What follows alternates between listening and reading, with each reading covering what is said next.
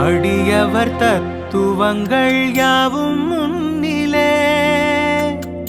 அறிவியற் புத்தகங்கள் தேடும் முன்னையே அடியவர் தத்துவங்கள் யாவும் முன்னிலே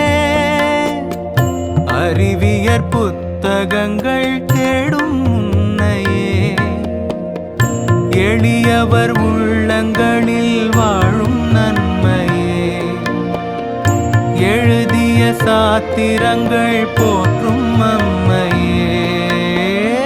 தன்னை அறிந்தவர்க்கு நீதான் உண்மையே உயிரின் வெளிச்சமே உனது உருவமே உணரும் நிமிடமே இதயம்